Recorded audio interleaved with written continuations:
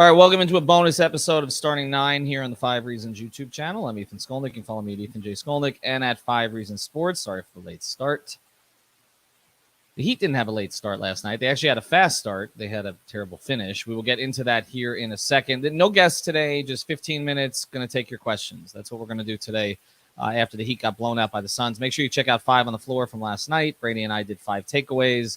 I did it from the arena. So we got into a lot of the stuff probably that you're going to ask about here. But if you didn't hear that, this is a good time to do it. I definitely will read the question if you do the super chat, but we'll get to some of your questions anyway. All right. We are sponsored here, as always, by our friends over at Signs Broward Fort Lauderdale. You can find Signs Broward Fort Lauderdale at signsbrowardfortlauderdale.com. Isn't that convenient? That's the website. They do signs all over South Florida, but particularly in Broward. You go down Las Olas, Federal Highway, you will see their signs, right? So 954-791-8685. They also do repairs if you need that. We know the South Florida weather could be a little bit unforgiving at times, and so you may have a sign that needs a little bit of refurbishment. They'll handle that for you. They're going to show you exactly how it's going to look. They do a great job every day on their Instagram account, Signs Broward Fort Lauderdale. They're posting new signs that they've put up, and you would not believe how many of the signs here in South Florida they've done. So check them out. Again, 954-791-8685. They're based right here off of Las Olas Boulevard. All right, the Miami Heat got slammed by the Suns last night. They scored 20 points in 4.5 minutes. I may be partially responsible for what happened later because I was kind of taunting Eddie Johnson. Apologize for that. I actually tried to catch up with him in the food room. I wanted to give him a 5 Reasons hat, but I didn't get to him in time. And then, he went and did his thing.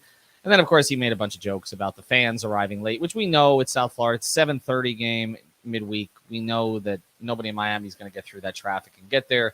We also know that the Suns rank 17th in attendance and the Heat rank considerably better than that. But anyway, besides the point. I feel like this is going to happen every single game in the rest of the season. That if you check Heat Twitter after a loss, there's going to be a group of people, okay? There's about 15 of these accounts. I know them by heart. And they are just waiting to pounce. Like, you don't hear from them during, like, stretches where they win 7 out of 8 against good teams. You don't hear from them. But as soon as there is a loss, we don't have a true number one. Duncan Robinson is the problem. Kyle Lowry, well, we don't hear a lot of buzz about Kyle Lowry, although there's a couple things maybe we should. Spo and his rotations, not playing Yurt. I mean, it's so predictable at this point. Like, I want to mute these people, but because I'm nice, I still follow them. And so, it's irritating. It's irritating because every team in the NBA has flaws, okay? Every team, even the one that was in here last night, although I will say they are much less flawed than most, okay? That's a really good basketball team. Like, I was talking to Will Manso after the game. I walked into the media room, and he's like, wow. And, yeah, the Heat won out there, and they beat a full-strength Suns team, pretty close to full strength, with, like, not their own full-strength team. But what I saw last night was impressive from the Suns. They, even without Chris Paul, they moved the ball, they moved their bodies, they're on a string defensively, they know what they're doing. They're well coached. I mean, the reality is probably 20 teams in the NBA that the Heat face.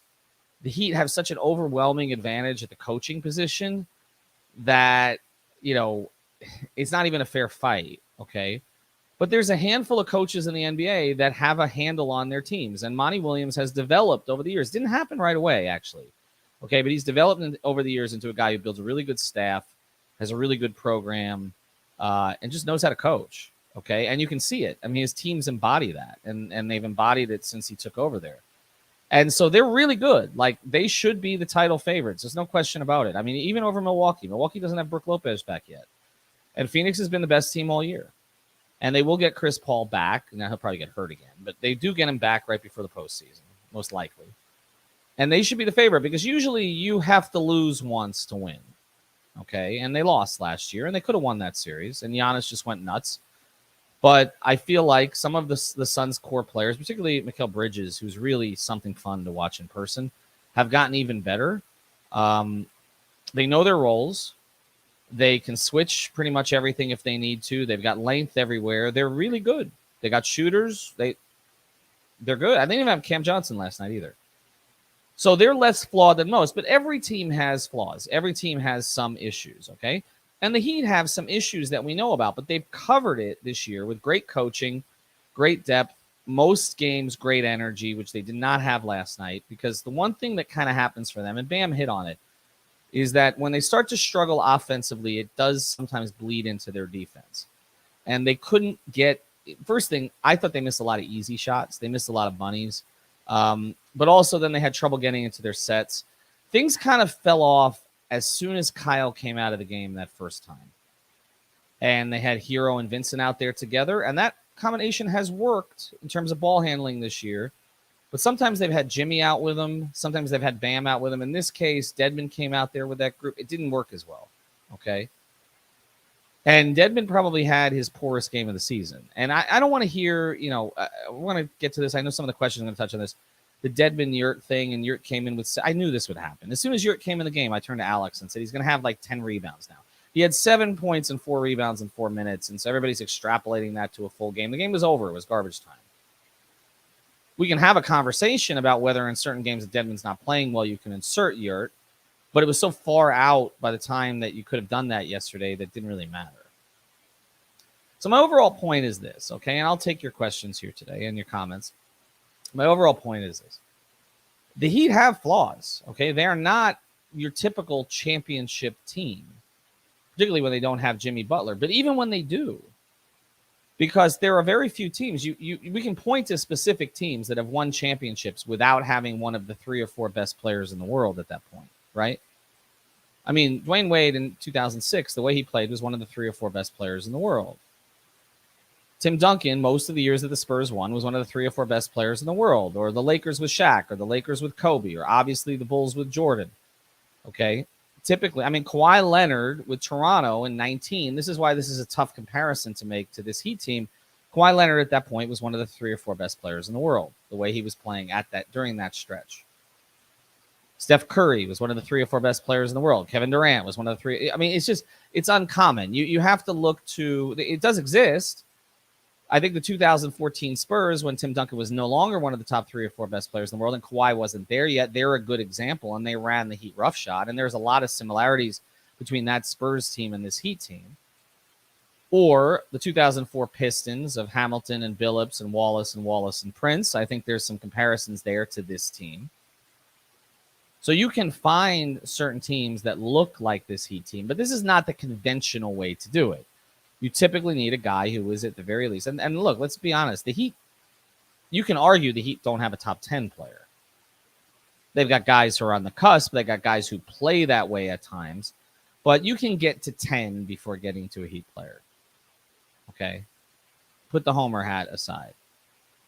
So for the Heat to win, they have to rely on their strengths. Their strengths are their depth. They come in waves.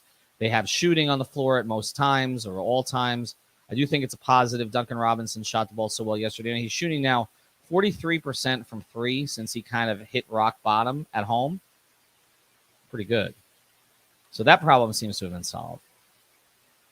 But the Heat have a lot of good players, and not like good players in the sense that a few years ago, they had a bunch of B- players like Josh Richardson and Hassan Whiteside and Dion Waiters. Like they have a lot of B+ to A- players on this team. They don't have an A+. Okay? They don't have a Giannis. They don't have a Durant. They don't have a Bron. All right. They don't have a Steph. Okay. I've already gotten to 4. They don't have an Embiid. They don't have a Jokic. I'm at 6. Okay. Let's keep going. Right. So they have to get this done in some other kind of way. And that is being connected, moving the ball. Obviously, the shots have to go down. That's true for every team. And last night, they just got frustrated. They got in their heads. And I saw it because in the post game, we were sitting. I got down there early because the game was over. So I was sitting in the interview room and waiting. And the players go through the tunnel on their way to the locker room. And when they did that, Tyler Hero's head was down. Bam's head was down. Okay. I mean, they got beaten off the floor. But sometimes you need that. And it's only happened a few times this year. It happened against the Celtics at home. Happened in one of the games against Cleveland where they just get beat up. They've been a pretty good rebounding team this year. They were a terrible rebounding team last night. All right, we're going to go to the comments here in a second. So hold them up, Manny, and then load them up. We do want to tell you about one more sponsor, the 5 Reasons YouTube channel and of the show. It's Get Salas, Lis. I'm probably pronouncing it correctly. It comes in these little packets, and this is to replace your electrolytes in a healthy way. We've got a code 5RSN that gets you 10% off if you want to try it. There's the website, getsalis.com. And again, it's for endurance runners, it's for swimmers, but it's basically for anybody who sweats. Okay, if you're a big sweater, this will solve that problem for you. And also, obviously, if you're an athlete, it'll keep you going longer. So getsalis.com, getsalis.com, particularly recommended for tennis players. It's a really good thing to get, and we know we're getting back into that season here. Miami Open's coming down here, so as people start to play tennis again, check it out at getsalis.com. Use the code 5RSN, number 5RSN. You get 10% off. All right, let's load up the comments today. I didn't want to guest. I talked with Brady last night about the show and about the game, and I figured I would let you guys come in. So, Manny, let me throw up whatever we got. First quarter, the stands looked empty. All right, fair. They did. But I don't know what people expect at this point. I mean, if you live down here, you know, okay. If you're going, like, I'm in Fort Lauderdale. Okay, I'm right off of Les Holes. Come visit anytime. I know if I don't get out of here at 4:00, I'm late. Okay, because the difference between getting out of here at 4:00, if I get out of here at 4:00, I'm probably parked at Bayside by 4:40. I'm in the arena before 5, or I go get something to eat. If I leave after 4, like 4:30, like even yesterday, I risked it. I left about 4:35. Okay, it took me an hour, all right, to get there. You start leaving at 5, you start leaving from Doral, you start leaving from other, you're going to be late. Because what happens is, as everybody knows, it bottlenecks down there. 395 exit. I don't know who the F designed that, okay? I mean, literally, I've never seen anything like it. You get off, but you got to get all the way to the left, and everybody looks at you pissed off like you're trying to cut. There literally is only one way to go. It is just a disaster down there. I mean, the thing is built in a place that, like, nobody can get to. So, again, making excuses for Heat fans, I'm going to make excuses for Heat fans there. And if you have a family and you're trying to go to a game and the kids come home from school and they finish their homework and you're trying to get them fed and then you're trying to get there, you're going to likely be late. The 8 o'clock games during the week are a little bit easier. You do see Saturday 8 o'clock people show up. All right, this comes in from Ari. Thanks for the super chat. Any new update on Morris? Do you expect Kyle to miss more games? All right, on the second one, there's really no way to say. It's a personal issue. It's the same thing that it's been. There's nothing new there. As far as what the issue is, we know what it is. And I think everybody has done a really good job, media, team, players, of respecting Kyle's privacy on this.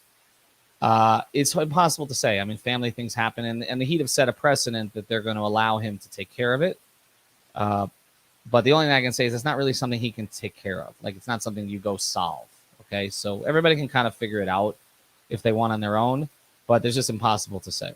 You know, life is life. As far as Morris goes, I thought he would be back yesterday. This is the second time I've been head faked by this. I don't know what to make of his tweets at this point.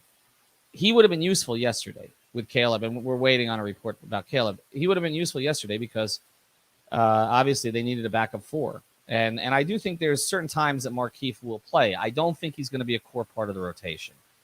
Eric likes to go smaller, you know, and I don't think he wants to go small enough to play, say, Morris and Caleb as his backup, 4-5. So it's most likely still going to be Dedmon, and that means you're probably going to play Caleb with him.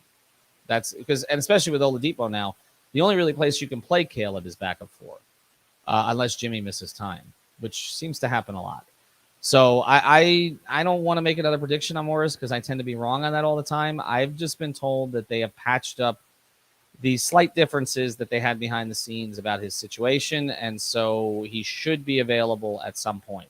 Remember also, though, he's a minimum contract. There's really nothing you've lost here, except, his ability to maybe play spot minutes and maybe hit a few shots and give you a little bit more flexibility on the second unit. All right, get to the next one, the one about the crowds and the fans, Manny. Thank you. Manny Chang, our producer. It's because every Heat fan operates on Latino time, especially Cuban fans. We got a different concept of time. Okay, I am going to acknowledge, without saying more, my daughter is half Colombian, so I'm familiar with, not her, I'm familiar with Latino, particularly Latina time. Okay, with that being said, I don't think it's just that. I really think it's the circumstances of the situation. Most people don't get off work at 5 o'clock, okay? I mean, I know it's hard to believe for people who think that, people only work in Cleveland, because that was obviously the narrative when LeBron went back there, that all the hardworking people are in Cleveland. People in Miami actually work, or they try to. And sometimes you're not off at exactly 5. And by the way, if you're off at exactly 5, that's probably the worst time to be off. And so people get late. And also, look, the reality is, and I will acknowledge this also, that the Heat have created an environment at their arena where sitting in the seats is not necessarily the number one thing to do. I mean, they literally have a pavilion outside, okay, with entertainment. They've got a balcony that faces Bayside and to the west and to the south, right, that you can go out and have a drink. They have lounges everywhere that you can't see the game, okay? I remember a few years ago being at the arena during a critical game. It was during the Big Three era, and they're literally selling cigars going down like 105, 106 level down towards the floor, selling cigars, because I used to sit on the floor before Mickey sold those seats, okay? And like, I'm sitting there like, wait a second, you can't smoke in the building. Oh, I know, you can take them outside. I mean, literally, they're selling you something to get you out of your seat. So some of it is the Heat's doing. It is, look, that arena has become essentially the pregame spot for Miami partying. People go there before they go somewhere else. And so they don't really care if they show up late, because they got another plan later on in the night. It doesn't mean that the fans are not engaged. And the upper levels, by the way, are usually full. Ethan, you all should do a happy hour or something near FTX for that Brooklyn game. If we do, it will be at City Cigar Lounge, most likely. We did not have a Victory Cigar last night. It was suggested on Twitter that the Victory Cigar should be forever sat through the entire thing. We probably will do something like that. I can tell you that I'm going to be traveling to some of the road games now, Philadelphia and Chicago in particular, so it makes it a little bit harder to have watch parties. Okay, this comes in from Miles. Phoenix is what we should look to be, so well coached so every player knows their role. Not worried. Wouldn't say they have an A+ either. Fair. And I think to a certain extent, Miles, the Heat are. Like, I think if you look around the NBA and say, okay, who is closest to Phoenix in terms of what they've done this season, which is a lot of depth, play together, solid defense, it's the Heat. Now, the one thing that has actually separated Phoenix from Miami this year is not what we saw last night. It's the last 5 minutes clutch play. Phoenix's numbers in that stretch are like as good as any team in history. It's incredible, okay, when Paul plays, because they have two guys who can get into the mid-range and they know exactly what to do. Miami has not been good in the clutch this year. We know that. Their numbers all sink, okay, particularly offensively. Defensively, they're typically fine. But that is the model. I agree. Look, to me, Phoenix is the model for the rest of the league right now. They've done an incredible job. And look, James Jones did it. So it's a Heat guy. Do they have an A+? No, I think Booker and Paul, particularly because of what they do in clutch situations, are A's. Okay. And I think that Jimmy is there sometimes, but hasn't been late and obviously hasn't been available enough this season. And Bam can be at times when he wants to be. And Kyle Lowry has done it at that level at times in huge games, but typically wants to defer. And Tyler Hero has moments where he looks like the best player in the world. But again, he's not a consistent A. So I feel like Phoenix has two guys who may be more consistent in that regard. Let's throw this up. Tyler Hero, Cornelius. Tyler Hero is the only true scorer on this team. We have three max players. They all below average players. I don't think it's fair to say they're below average players. They're not below average players offensively. We've seen below average players. I mean, Justice Winslow is a below average player offensively. I think they are, you could argue that they are not max offensive players. I think that's fair. Okay. But offense is not just scoring. All right. As you know, I mean, offense is, sometimes it's getting to the line. Sometimes it's doing what Kyle Lowry did last night with 6 assists in the first 5 minutes. Sometimes it's Bam, drawing a defender on a dribble handoff and creating an open shot for someone else. I mean, they all do some things that are really positive offensively. Do they have a go get you a bucket guy other than Tyler Hero? I would say probably no. I mean, they don't have a Kyrie. They don't have a Durant, okay? But the Nets don't have a lot of other things, which is why the Nets are sitting in 8th place in the Eastern Conference. And so, I mean, I feel like on Phoenix, the only guy who's that guy is Devin, right? I mean, Chris Paul has never been like a bucket getter. I mean, yeah, he's deadly in the mid range. He's made a ton of big shots. Okay, I feel like the playoff thing that's held over his head is not really his fault most years. But with that being said, I mean, he's not that go get him. I mean, he's not Steph. He's not Dame, and at times Dame hasn't been Dame. Okay, this comes in from MB69Z. I hope I didn't say anything bad there. We need to put more attention to Bam getting his jumper going in the DHO. I will say this, okay? I don't think it's his jumper. I agree with you about the DHO, by the way. Okay, it has felt at times, and I've said this all year, that their object is to get Duncan Robinson shots. Bam's whole goal is to get Duncan Robinson shots instead of Duncan's space creating opportunities for Bam. I think it's backwards, okay? Now, at times it is flipped, and now we've seen Duncan kind of come around, and so now it's looking a little bit better. But I don't think it's the jumper with Bam. His jumper numbers are down this year. That has been the one thing that has dipped, and he still hasn't taken a three, right? So that whole thing, I'm going to take one a game, didn't happen. But his jumper numbers are down from the mid-range. He's down to like mid to low 30s. Last year, he was low 40s. I don't think it's the jumper, and I don't know that he's going to get him going. What gets him going with the jumper is when he's decisive. Okay, when he hesitates, I know he's missing. I want to see him put the ball on the deck, okay, because I think he's unguardable by 95% of the players who try to guard him if he does that. And I think he'd get more fouls called, and I think all of that stuff. So I would just say, to me, that's the bigger thing than the jumper for him. And he has started slow. Well, he put up okay numbers yesterday, but he has started slow of late. All right, last one comes in from Christian. Thank you for the super chat. Going our first home game with my girlfriend. Do you have any tips for getting pics and autographs of players? Any place in the stadium to take nice pics? All right, first thing, getting pictures with players is challenging. If you get there a little early, you can watch some players work out.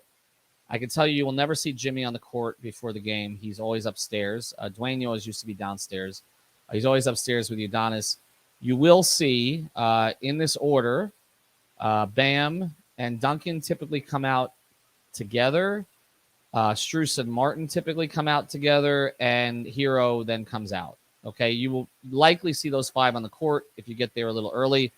They're working out, though. They're not stopping for pictures. They might sign something on their way through the tunnel. That's possible. And here you go. They say, if you do not have a 111 ticket, the security can at times not let you in the lower bowl. That's true, especially for the big games. I mean, they're getting tight with the credentials. I can tell you they yank at my credential all the time when I'm down there, and that's from ushers and security have known me for 20 years, okay? So because they're being told to do it. So that's a little challenging. After the game, if they win, there will be some players who stick around, and it's possible, but I will tell you that it's not – I don't want to – the best place to get autographs from players, to be honest, is at the players' hotels on the road. I used to see people line up all the time for the big three, and sometimes some of the guys would actually sign, or at least the role players would sign. All right, that's what we got tonight or today. Thanks, everybody, for joining. Thanks to Manny for producing. Be back next week with a guest. Check out 5 on the Floor. Subscribe to Off the Floor. That's our special exclusive channel. It's $3.05 a month. So if you're willing to pay super chat here, we're going to give you more and more content there as we ramp up. Have a good day, everybody.